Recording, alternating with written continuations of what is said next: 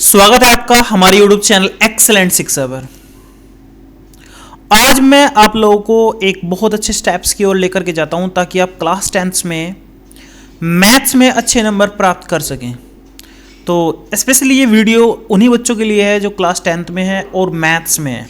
तो सबसे पहले अगर आपको मैथ्स के बारे में कुछ भी जानना है या पढ़ना है, क्लास 10th के लिए आपको प्रिपरेशन करनी है, तो आप हमारी वेबसाइट एक्सेलेंट शिक्षा पर काम कर सकते हैं, पढ़ सकते हैं और पेड बैच भी ज्वाइन कर सकते हैं। ठीक है, तो ज़्यादा टाइम वेस्ट ना करते हुए मैं सीधा आपको टॉपिक की ओर लेकर के चलता हूं। आज का हमारा टॉपिक है बेस्ट स्टेप्स फॉर मैथ्स।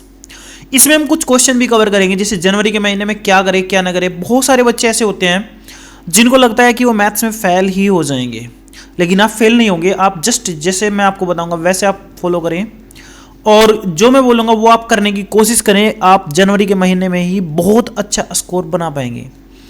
मैं एक ऐसा तरीका बताऊंगा आपको जिस तरीके से आप है ना 70 प्लस मार्क आसानी से लेकर के आओगे। लेकिन आपको क्या करना पड़ेगा, पूरे जनवरी के महीने में इसकी प्रिपरेशन करनी पड़ेगी। मुश्किल से आपको 30 डेज मेरे साथ में पढ़ना पड़ेगा, या फिर जैसे मैं बोलूँगा आपको वैसे कवर करना पड़ेगा।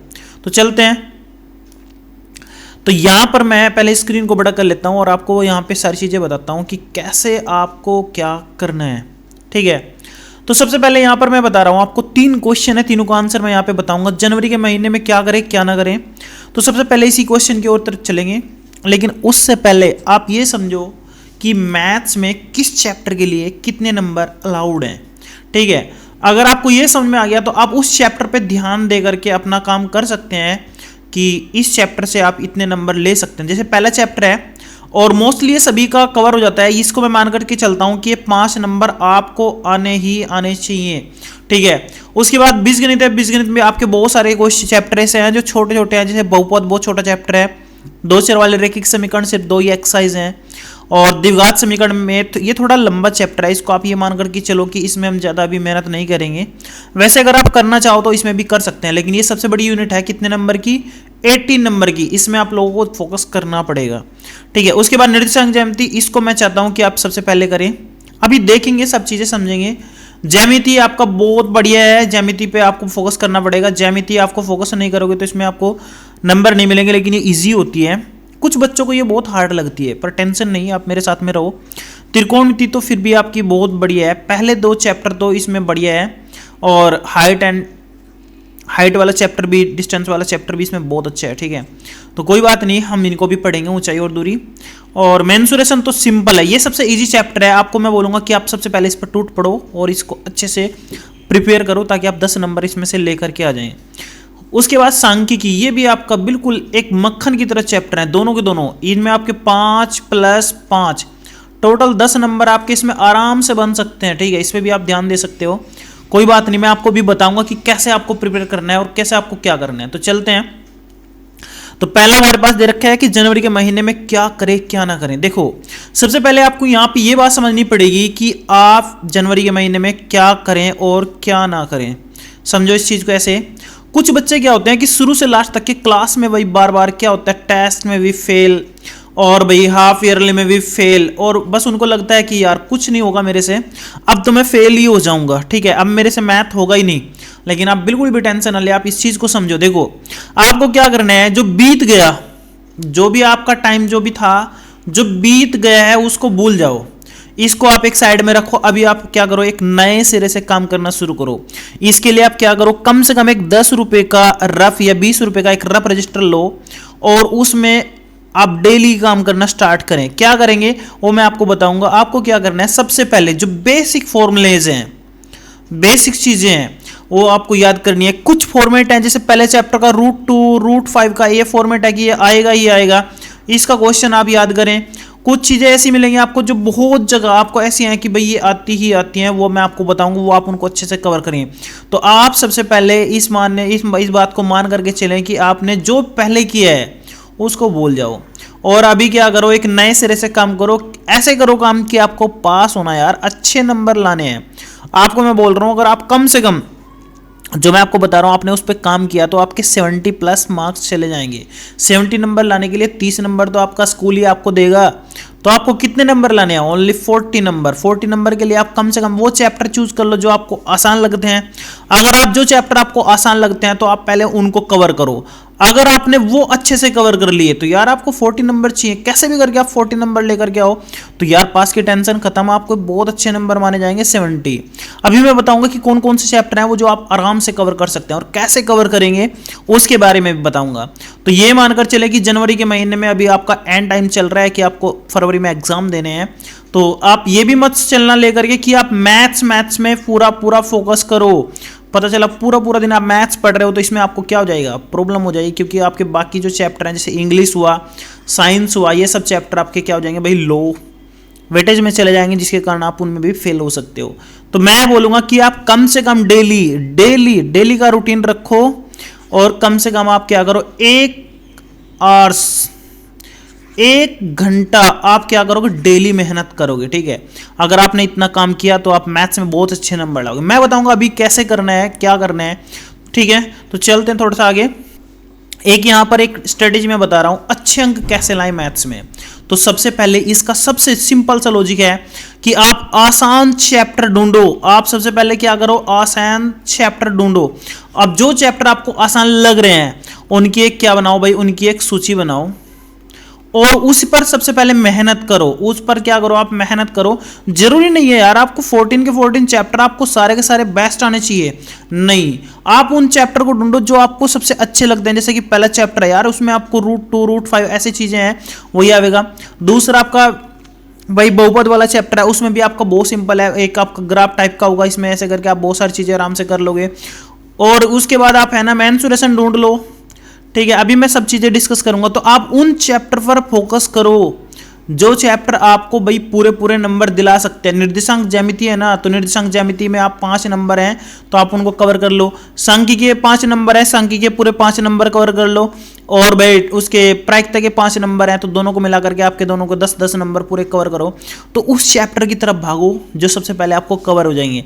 जब आप ये चीजें कवर कर लोगे आपको पूरा एश्योर, पूरा आपको क्या लग जाएगा? कॉन्फिडेंस आपके अंदर आ जाएगा कि अब तो इसमें मेरे नंबर अच्छे ही आएंगे।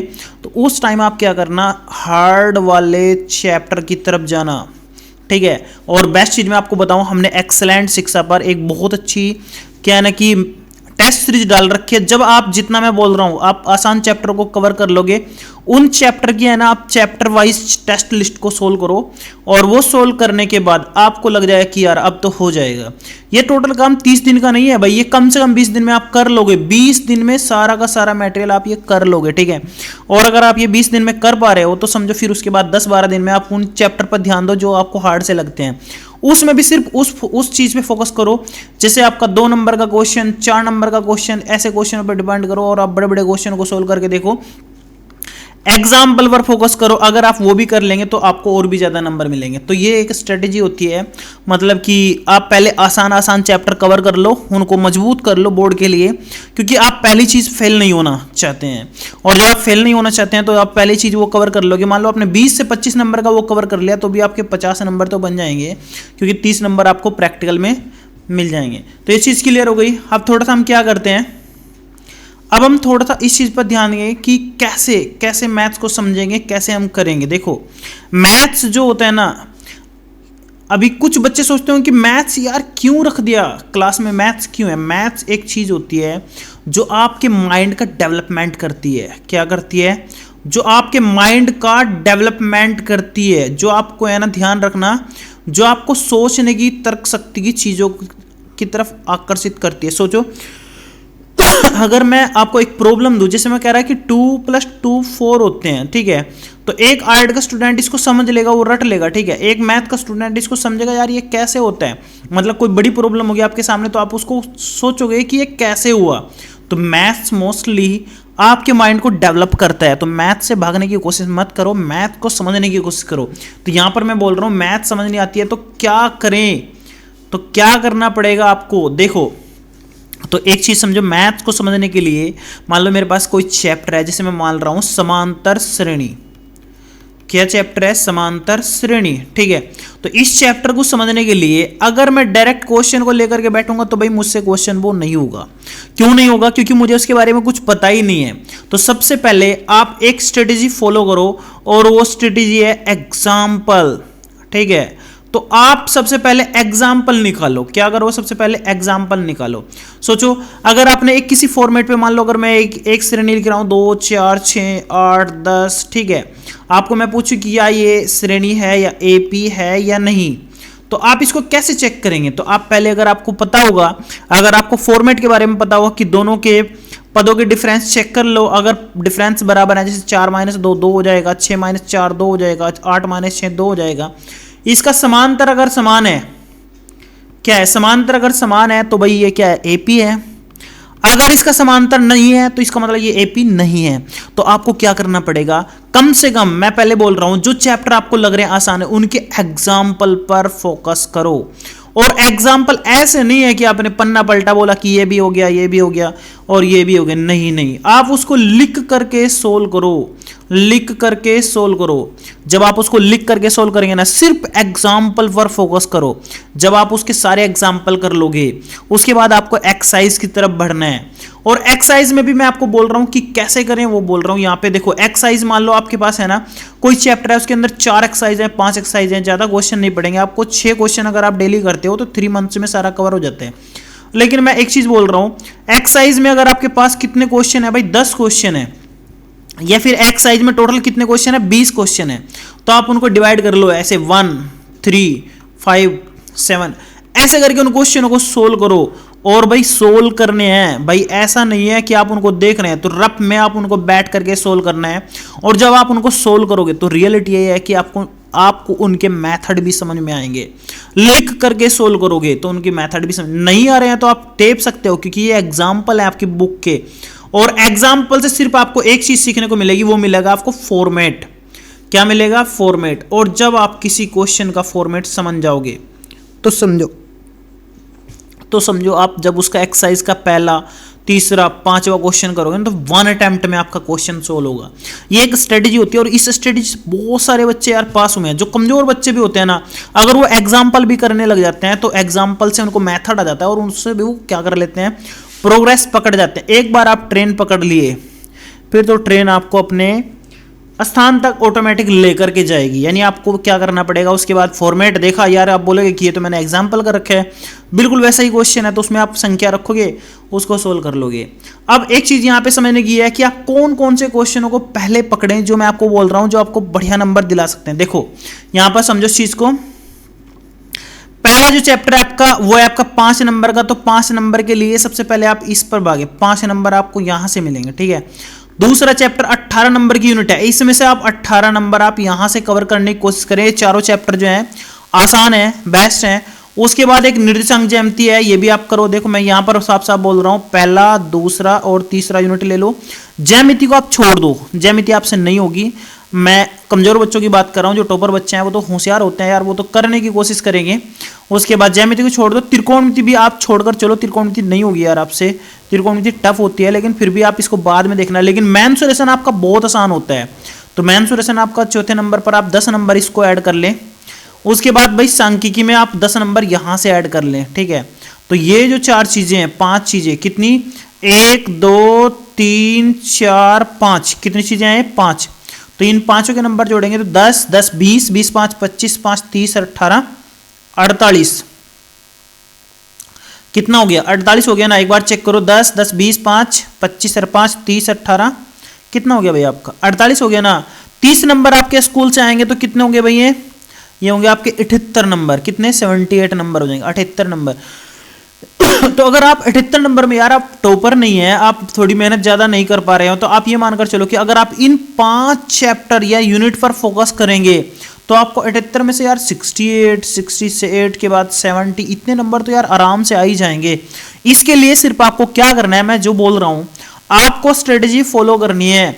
और वो स्ट्रेटेजी क्या है कि आप आज से बिल्कुल एक नया रफ लेकर के, और रफ में आपको पहले क्या करना है, इन्हीं चैप्टर के सारे एग्जाम्पल करने हैं। जब आप चैप्टर के एग्जाम्पल खत्म हो जाएंगे तब उसके बाद आप क्या करोगे, एक्सरसाइज सोल्व करोगे।